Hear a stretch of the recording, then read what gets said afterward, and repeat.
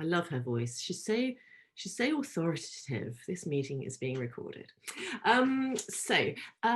We are discussing this amazing topic of the politics of creativity. And this is one of those really kind of hopeful topics, I think. You know, when we think about, some of the kind of the challenges that we perhaps face in society, on any number of challenges, you know, whether that's COVID challenges, whether that's the financial economy, whether that's kind of, you know, the environmental catastrophe, whether that's climate change, whether that's extinction of species, you know, all of these are big challenges. And sometimes we can feel, or people feel, that they don't have the ability to do anything. They feel so overwhelming. They feel that, you know, they're bigger than them, and their actions are not important.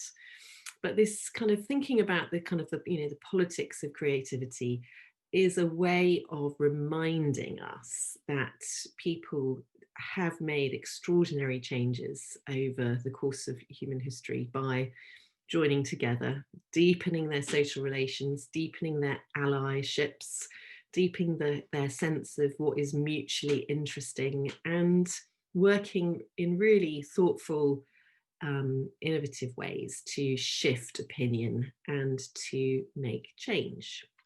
And creativity is often kind of, you know, at the heart of some of these actions.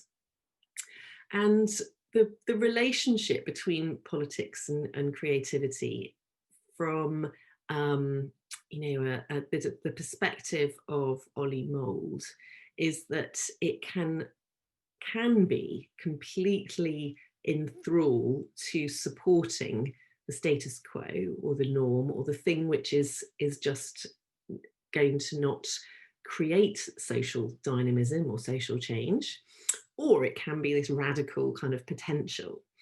And it is the work of capitalism and of power and of politics as to how that balance between creativity maintaining the norm or reducing the norm, and creativity being a force for change, that balance point is around, you know, how we embrace this kind of radical potential of creativity and how we navigate the dominance of a particular type of politics or a particular type of capitalism, which removes our ability to act.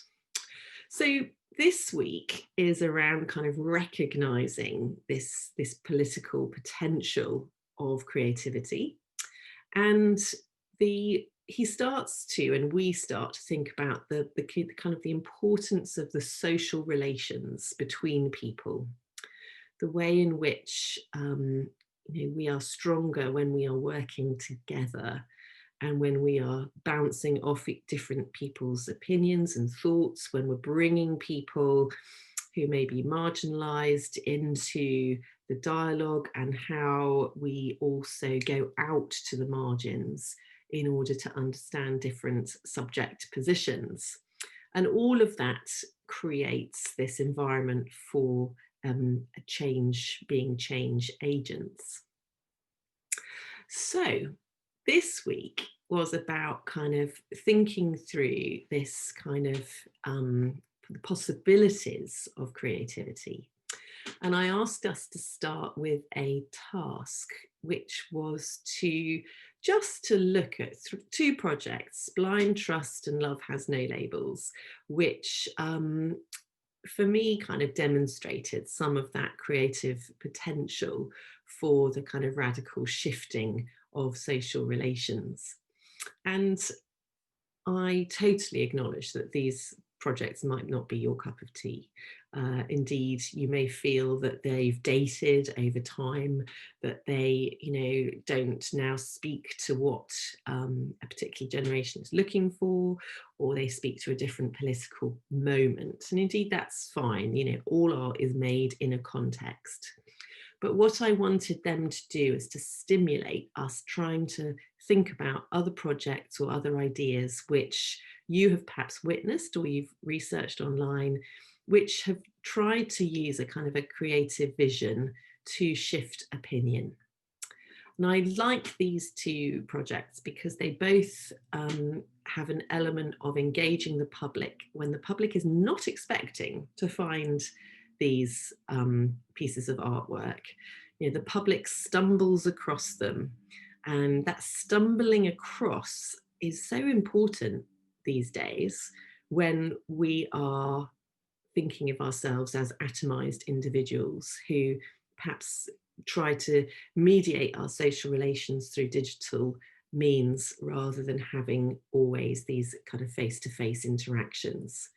And these face-to-face interactions are the thing which brings people into our life world who we perhaps might not otherwise come across because of the way in which the algorithms of the digital mediation are shaping who we get to talk to, who we see, and the way in which society also controls who we get to see because of certain ways in which, for example, we're funneled into particular universities, or we have particular schooling, or we have particular class positions, and therefore that kind of narrows our social relationships. So these two projects are about happening in public space, and they don't know who is going to encounter them, what's going to happen, but something happens. So what I'm going to do is say that actually, you know, you talking to each other about the projects that you found is really important. And also kind of, you know, your responses to these two particular films that I put up. And I'd love to know, you know, whether they affected you, whether you thought they were, you know, powerful or not appropriate, or, you know, what your response was to them. So you will go down to the bottom of the website and see a Padlet. And it's Locating the Politics of Creativity Padlet. And you can go into the Padlet by pressing the little square in the top right corner of the Padlet, and that will take you off to the web page. And you can also actually just click on the picture and add something if you want into the picture. So I would love you to go off and think about these two tasks. The first two tasks: blind trust, love has no labels, and your response, and have a chat amongst yourselves and see where you got to.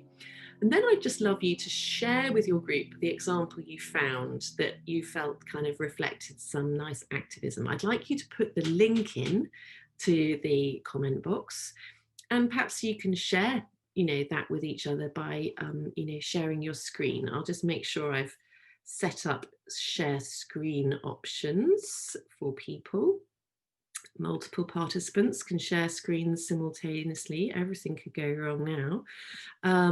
And I'd love you to see if you can share your screen in your breakout groups and maybe show each other maybe a small clip or a little bit of something that you have discovered. So we're going to have some nice time on this because there's quite a lot to do. So I'm going to bring you back in 15 minutes to do this. If you find that 15 minutes is like way too long and you've dried up, then come back into the main room and I'll close the rooms early, or send me a message and I'll close the rooms early. But I'm thinking there's quite a lot for you to think through here. So I'm going to organise you into your breakout rooms, and these are going to be rooms which are random. But I'm aiming just to give you 3 to 4 people in your room, so you've got a nice chance to chat.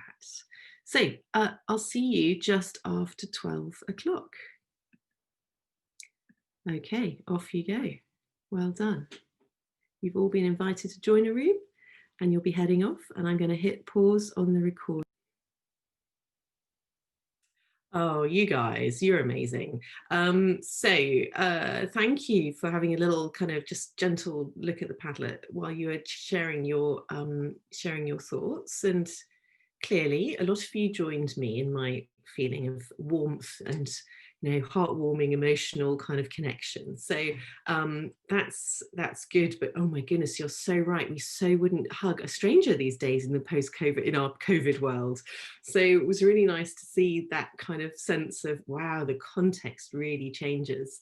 And I don't know about you, but sometimes I'm looking at something on Netflix and I just think, oh, it's an airport. Oh, they're touching each other. Oh no, they're shaking hands. And you just think, uh-oh, I've really changed my understanding of what social interaction is. We're all going to have to be reacclimatized back into the usual world.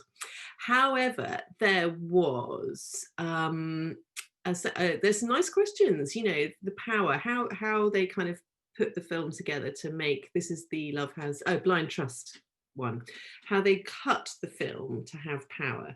And there was a comment which came in super fast and then got deleted, which I did capture because I thought it was a just brilliant comment. So thank you for whichever group put that comment in, however fleetingly it was, which is about the context of production of the Blind Trust work, and effectively it was a question which was, to what extent do we know whether it was staged? Was it real? How was it set up? Were people, were those actors who were going to, who were hugging the man, what's going on there? And, I love that critical questioning because it kind of points us to say, let's find out more about this activist work.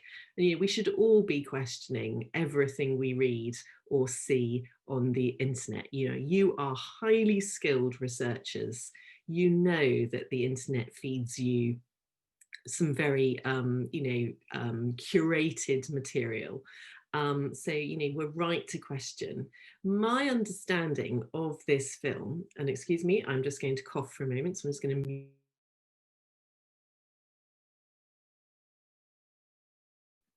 I am so glad that I'm not coughing in a classroom right now because that would freak us all out. Right. Yeah, the context of production is really key. And I know from my reading about Blind Trust is that this was a project which kind of replicated in different cities. And my understanding is that this is, a politically a political form of activism which was trying to make this intervention around this particular stereotype around who is a terrorist, and my understanding is that these are members of the public, and I think it's probably worth thinking about the context in which this one was done. I think this was in Toronto, so we're in Canada, and this is where my stereotypes go, because when I have an aunt who lives in Canada, and whenever I visit her and I think, gosh, would she have been the person who's the more elderly lady who just kind of went up and hugged and just hung on for a while? Would that have been my aunt? That would totally have been my aunt. And so this sense of where this happens and the kind of the radical politics of a place is really important, I think. And yeah, it was really powerful at the end when that chap stopped his car and went out to hug the chap. That was interesting. And it kind of makes us think. The point of activism like this is it makes us think. So the person who said it made me think, if I would have hugged the man, ? Would I have done it? And then someone's quoting about saying, well, once you see other people doing it, then maybe it's okay. And that moment, can you imagine that moment of making that connection? Now that is something which no one, if it was not a stage thing, no one in that day expected to have that social relationship with that man. They didn't expect to do that. And that moment drew them in to do that. And that is an extraordinarily powerful shift in someone's life world. And this is what I think is so incredibly important for us to hold on to about the radical power of creativity, is that idea of just standing there and waiting, it's not a complex, we look at that and we think that's not a complex idea, but actually getting to the point where you do it is incredibly complex. So these are the things which we hold on to when we're thinking about this kind of these radical wet things which kind of do our world and enable us to think it through differently.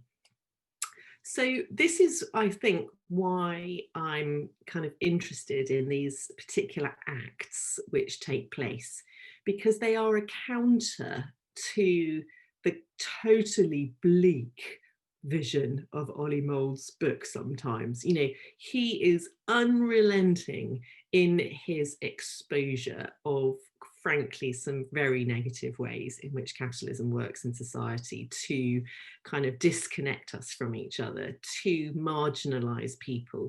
You know, the power of capital is laid out in his book in you know, in a way which kind of can feel like it's just, there's no hope, we're on this conveyor belt, it's all a disaster. But this is the reason I wanted, in my podcast and my thinking with you this morning, is to say, you know, he ends that chapter having explored the way in which, you know, neoliberal capitalism has, you know, created this idea of an austere politics, that it's kind of somehow kind of made creativity, as it's enrolled in the creative economy, into this sort of apolitical thing. And he ends this chapter with saying, you know, there should be this radical creativity, this activism, this social solidarity, this way in which we mutually support each other. But he doesn't then give the examples. You know, he's gone into the relentless kind of way in which, you know, austerity has affected creativity, but he doesn't leave us with these hopeful spaces. So this is why I wanted to kind of turn to these hopeful spaces which you can find, in order to say, well, actually, people are working with creativity in radical ways, which is about resisting the mainstream or the norm or the kind of relentless kind of agency of capitalism, and is about kind of encouraging us to say we can do things differently. That's another reason I wanted to give this long view of creativity and activism as well, is that, you know, this isn't a new thing. This isn't just in response to austerity or in response to neoliberal politics. You know, people have been using the power of their voice, their creative vision, for centuries to make change. We may not recognize some things as creativity or creative activism, but we can chart it. And that's why, you know, I really enjoy thinking about big movements like, you know, Indian independence, and the way in which, you know, creativity gets enrolled in a very specific way into that particular change. So it's good that we understand the way in which capitalism shapes what happens in society. But, you know, it's important also that we kind of we recognize that the radical potential of creativity is happening now. It's happening all around us. And, you know, it gives us agency to do things. Right. What I want you to now do is to be going back into the groups, which will stay the same. And I want you to work with your examples and with the book chapter findings to see whether there's something that rubs well. You know, is your example a good example of radical creativity? Is it a resistance to some effect of austerity, which, you know, you've read about in terms of Ollie Mould's book? Where does your example come? Who is witnessing your example? How do they see it as an audience? So these are some of those kind of questions where we can start to think about the power of radical creativity as we consider, you know, how it transforms society. And I noticed that someone's written a beautiful question on the Padlet. So I think if you want to feed some questions to me, then we can finish off the class with those. So I'm going to send you back out for a little while and just maybe just share a few things about this relationship between Mould's book and your example. And I'll see you shortly. The room's out. Okay, folks. So yeah, this kind of, when we've got a text like, an article, or in this case, we're thinking about the ideas that are presented in Ollie Mould's book. They are something for us to act as a trigger, or a thinking point, to give us a nudge, to make us kind of consider. And the um, the point of this is not necessarily for you to worry about whether you will agree or not with him, but is to give you a whole different viewpoint on something. So I think you should keep thinking of the lateral connections that you make when you kind of read Ollie Mould's work, and when you think, how does that relate to what I'm witnessing in the world?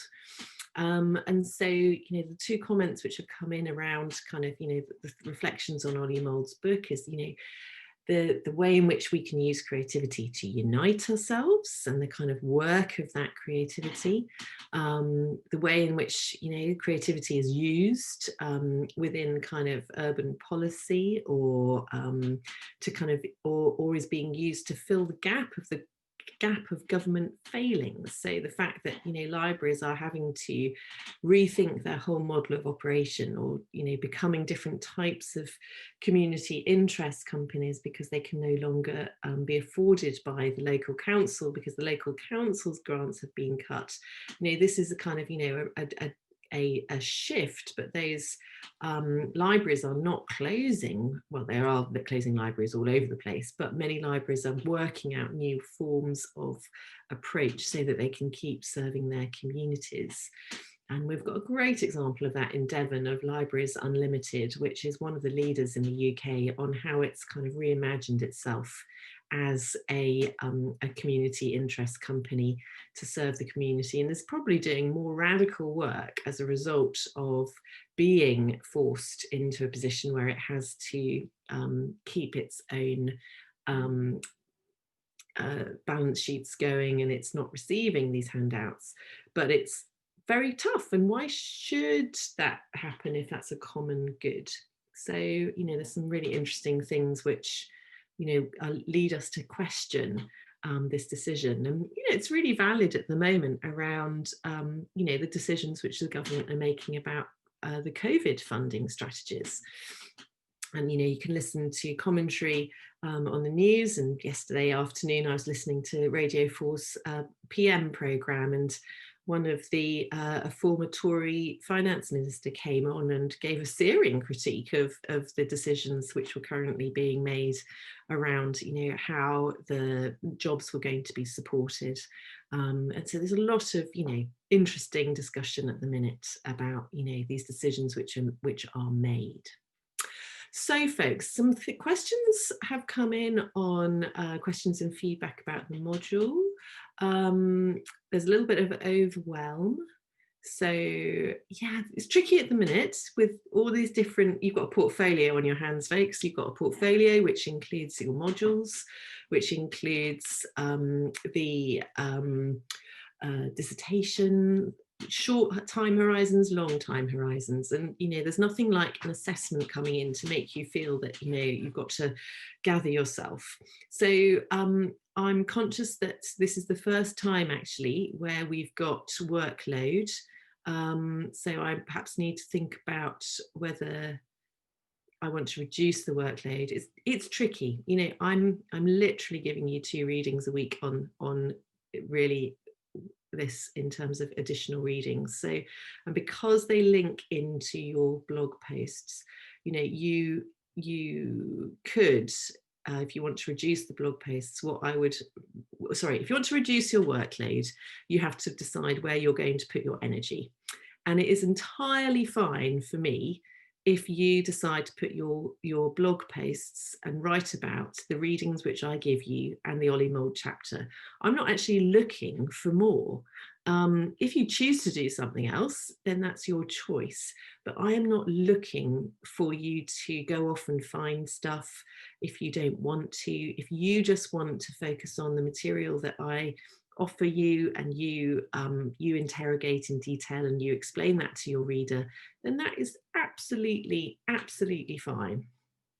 So you need to make the calls about, how much work you do.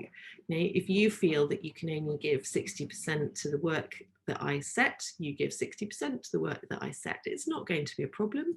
You've got these three short blog posts to do.